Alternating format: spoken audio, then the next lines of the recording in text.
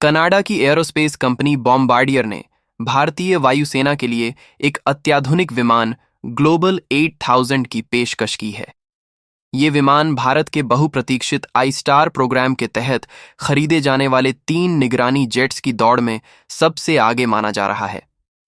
आई star यानी intelligence, surveillance, target acquisition reconnaissance एक ऐसा मिशन है जो भारत को दुश्मनों की हर हरकत पर पल पल नजर रखने की क्षमता देगा। इसका मुख्य उद्देश्य है पाकिस्तान और चीन जैसे विरोधियों की सीमाओं पर, खासकर एलओसी और एलएसी पर रियल टाइम हाई एल्टीट्यूड निगरानी करना। फिलहाल भारतीय वायुसेना और रॉ का एविएशन रिसर्च सेंटर एआरसी कुछ पुराने निगरानी जेट्स जैसे ग्लोबल 5000 और गल्फ स्ट्रीम का इस्तेमाल कर रही है।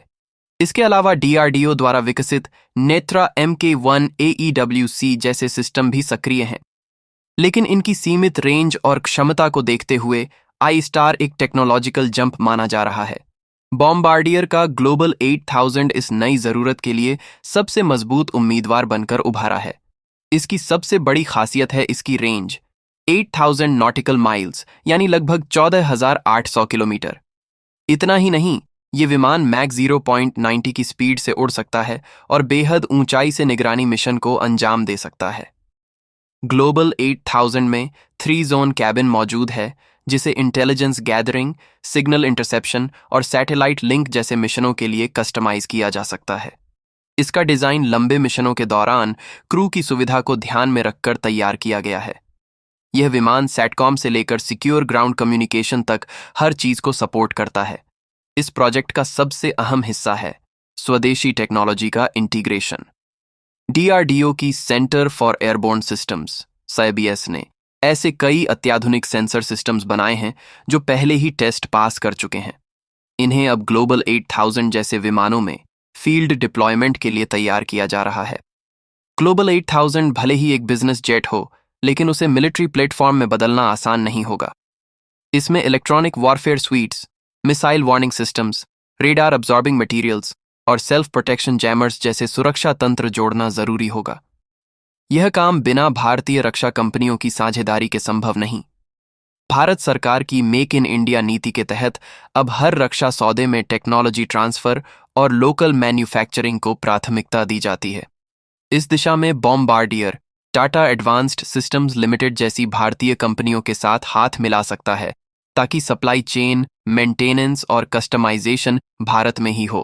बॉम्बार्डियर को इस अनुबंध के लिए मुकाबला भी कड़ा मिलेगा। बोइंग जैसी बड़ी अमेरिकी कंपनियां भी भारत को अपने निगरानी समाधान पेश कर चुकी हैं।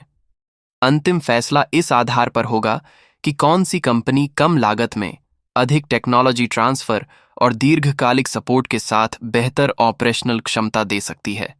अगर ग्लोबल 8000 भारतीय स्टार बेड़े में शामिल होता है, तो ये चीन और पाकिस्तान की सीमाओं पर भारत की निगरानी शक्ति को एक नई ऊंचाई देगा। यह भारतीय वायुसेना को भविष्य के युद्धों के लिए तैयार करेगा, जहां युद्ध सिर्फ गोलियों से नहीं, बल्कि डेटा, निगरानी और साइबर इंटेलिजेंस से लड़े जाएंगे। बॉम्बार्डियर का ग्लोबल 8000 साल 2025 से सेवा में आने के लिए तैयार है, और यही वो साल है जब IAF अपने आई स्टार जेट्स को डिप्लॉय करने की योजना बना रही है। तो क्या बॉम्बार्डियर भारत के साथ उड़ान भरेगा या कोई और प्रतियोगी आगे निकल जाएगा? अगर आपको यह वीडियो जानकारीपूर्ण लगा हो तो लाइक करें, कमेंट में अपनी राय जरूर दें और भारत की रक्षा तकनीक से जुड़ी हर खबर के लिए सब्सक्राइब करें।